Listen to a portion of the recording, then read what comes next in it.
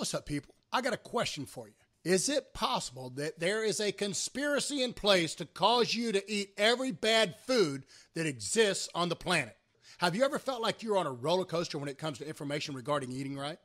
Do you feel like you're being brainwashed every single time you turn on your TV or radio? Well, if you do, it's because you are. Every other commercial is somebody trying to convince you to eat bad food or purchase something that you don't need. And then after you're swooned in with all the eye candy, lathered in juicy sodium sauces, and your mouth's watering like a fat kid when he hears the music of an ice cream truck 2 blocks away, the pharmaceutical industry swoops in with their commercials telling you it's not your fault. They then offer you a solution for your diabetes and sexual dysfunction that the previous commercial will cause if you indulge in the product that they're pumping. And let's not forget the hypnotic music that plays. La, la, la, la, la. You got all them freaking butterflies flying everywhere. They make you feel like you're on a desert island with a cool breeze blowing through your hair and you all cool and chilled out. Guys, that's called brainwashing.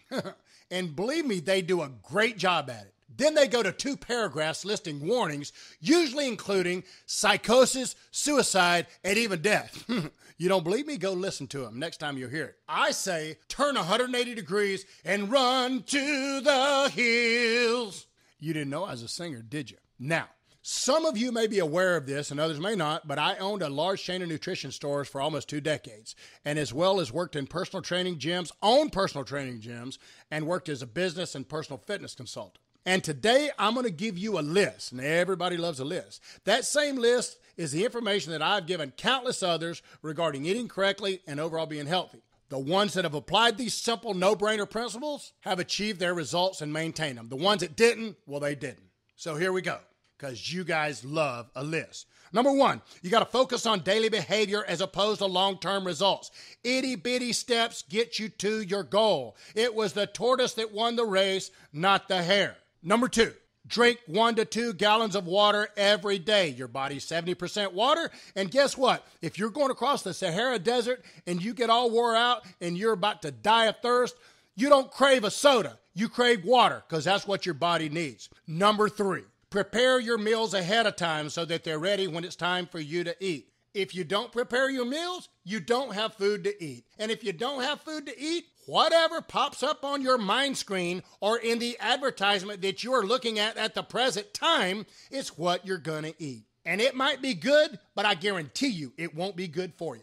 Number 4, eat before you get hungry, because when you get hungry is when you're most likely to cheat and most likely to overeat. Number 5, you got to eat every 3 hours because this is what keeps your metabolism moving and it keeps your body burning fat. Number 6, do not eat complex carbohydrates after 6 p.m. That's rice, potatoes, pasta, bread.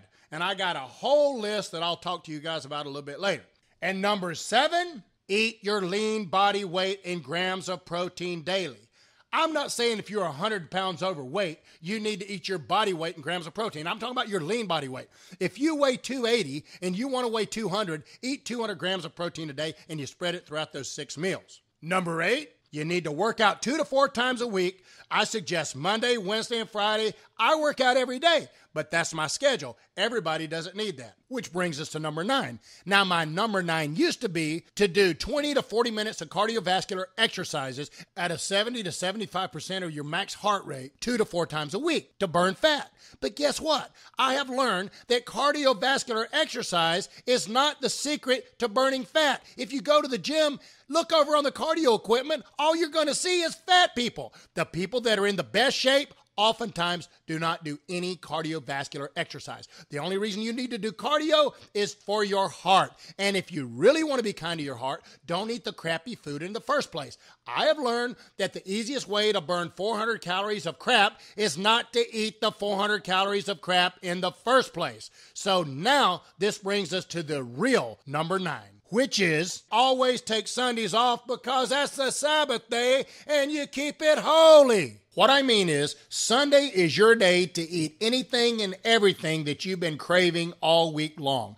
Personally, I don't take cheat days because I eat the same thing every day, and it is definitely the food that I desire. It's the good food. Eventually, that's where you'll be. But in the beginning, it's okay to take a cheat day because as long as you're only taking one cheat day a week, it definitely will not inhibit your results. Now, this is a list that I came up with years and years ago. And you can go to my Facebook at I am Todd Howard if you want a more detailed food list and know what you need to be eating in the first place. If you use this list, it'll work. And if you don't, then it won't. There's not 20 ways to get in shape. There's really only one way to get in shape and to stay in shape. And this is basically it. Now, I know you don't like hearing that, but again, it is what it is, and you just heard it from the Todd.